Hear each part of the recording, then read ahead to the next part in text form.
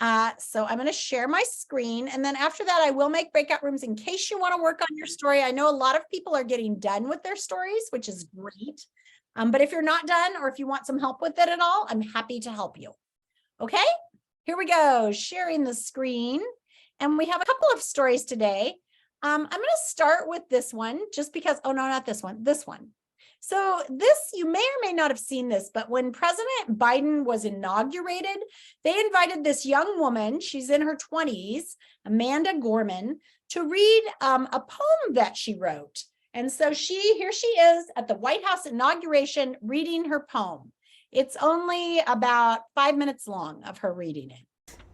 Dr. Biden, Madam Vice President, Mr. Emhoff, Americans, and the world.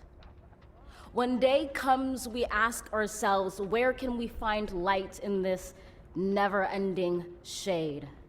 The loss we carry, a sea we must wade. We've braved the belly of the beast.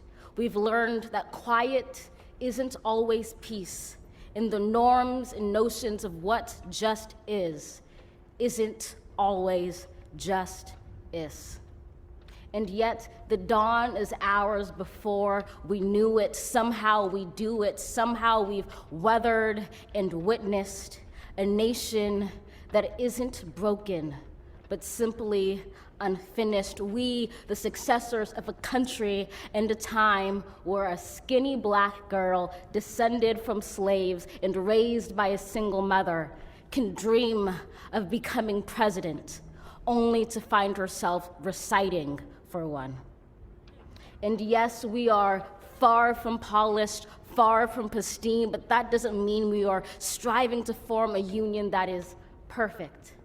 We are striving to forge our union with purpose, to compose a country committed to all cultures, colors, characters, and conditions of man. And so we lift our gazes not to what stands between us, but what stands before us. We close the divide because we know to put our future first, we must first put our differences aside. We lay down our arms so we can reach out our arms to one another. We seek harm to none and harmony for all. Let the globe, if nothing else, say this is true. That even as we grieved, we grew, that even as we hurt, we hoped, that even as we tired, we tried, that we'll forever be tied together, victorious, not because we will never again know defeat, but because we will never again sow division. Scripture tells us to envision that everyone shall sit under their own vine and fig tree, and no one shall make them afraid. If we're to live up to our own time, then victory won't lie in the blade, but in all the bridges we've made. That is the promised glade, the hill we climb, if only we dare it, because being American is more than a pride we inherit. It's the past we step into and how we repair it. We've seen a force that would shatter our nation rather than share it, would destroy our country if it meant delaying democracy. And this effort very nearly succeeded. But while democracy can be periodically delayed, it can never be permanently defeated.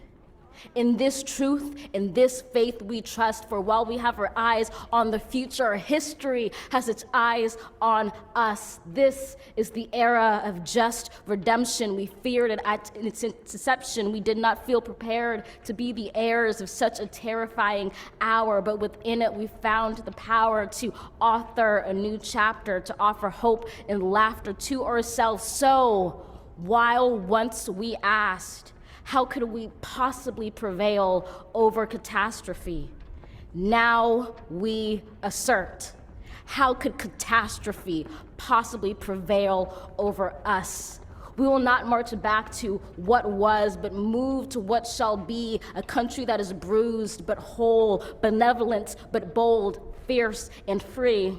We will not be turned around or interrupted by intimidation because we know our inaction and inertia will be the inheritance of the next generation. Our blunders become their burdens, but one thing is certain. If we merge mercy with might and might with right, then love becomes our legacy and change our children's birthright. So let us leave behind a country better than the one we were left. With every breath from my bronze-pounded chest, we will raise this wounded world into a wondrous one. We will rise from the gold-limbed hills of the West. We will rise from the wind-swept Northeast, where our forefathers first realized revolution. We will rise from the lake-rimmed cities of the Midwestern states. We will rise from the sun-baked South. We will rebuild, reconcile, and recover in every known nook of our nation, in every corner called our country. Our people, diverse and beautiful, will emerge battered and beautiful. When day comes, we step out of the shade, aflame and unafraid. The new dawn blooms as we free it. For there is always light, if only we're brave enough to see it, if only we're brave enough to be it.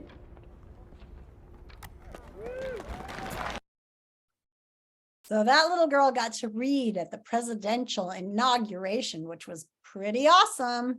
And she knocked it out of the ballpark. Very exciting. And then this is a kind of cool book about hip hop and DJ Kool and the creation of hip hop. So this is another contribution by African Americans to our history. DJ Kool Herc and the Creation of Hip Hop by Laban Carrick-Hill, illustrated by Theodore Taylor III, and read by Mr. Alicea.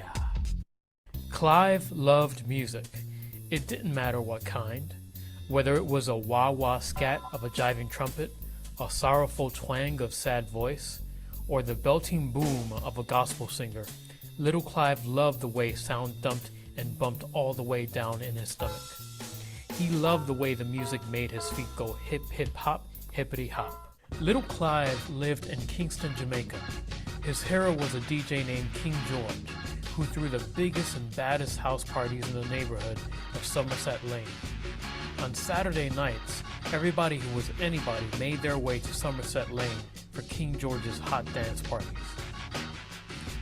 Little Clive was too young to go to the parties, so he went to the house when King George and his friends were setting up during the day. They'd arrive pushing a big old handcart stacked with crates of records. Clive had never seen so many records. He imagined himself as a DJ, surrounded by all those records, choosing just the right song to get the party jamming. He saw himself toasting like a DJ, talking and singing over the instrumental B-sides of records.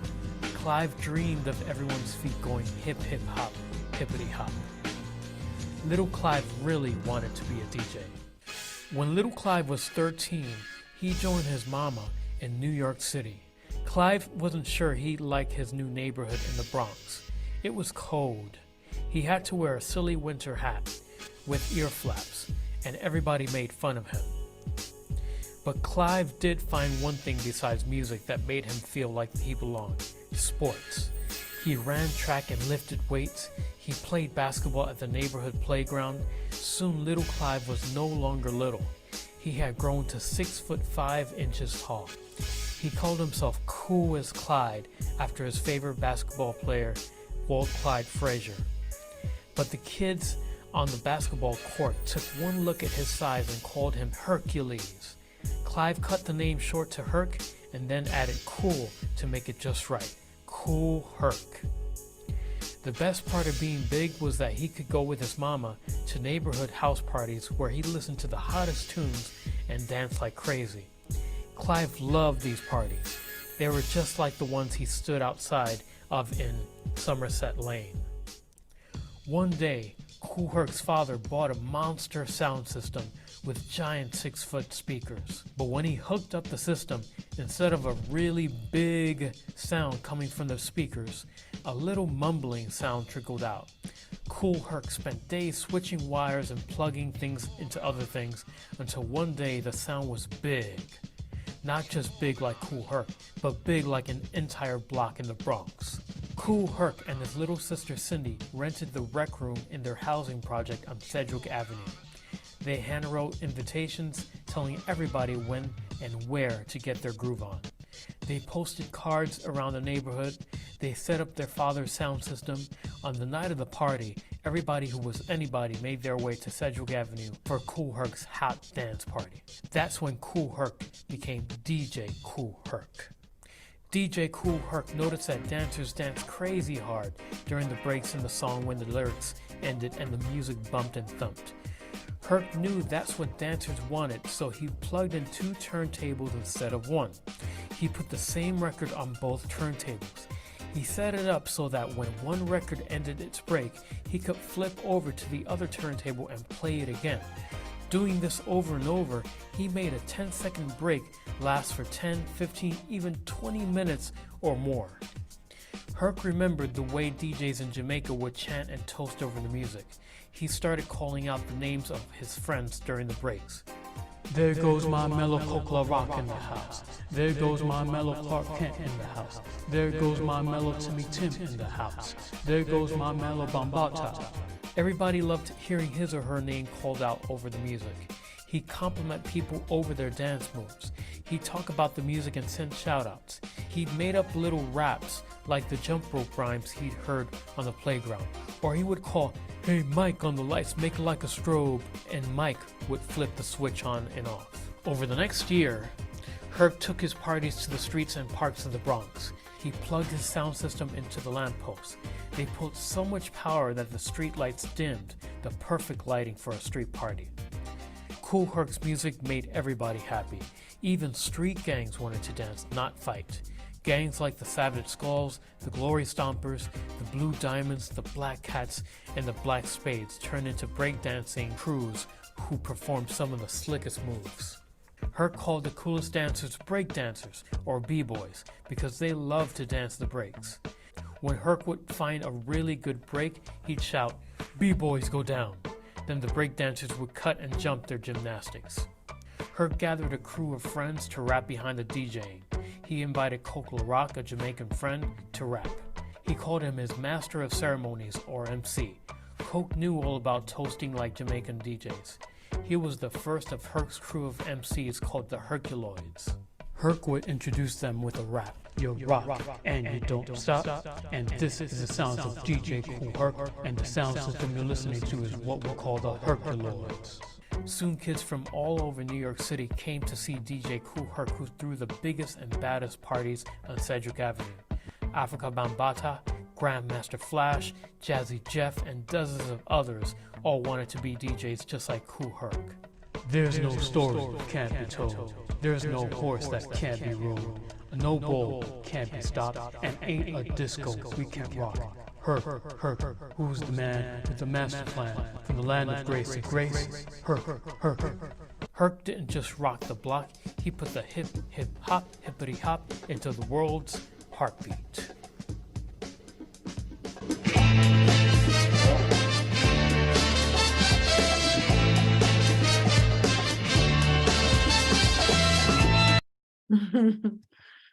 That was kind of a fun little history book about something we don't often talk about, but the contribution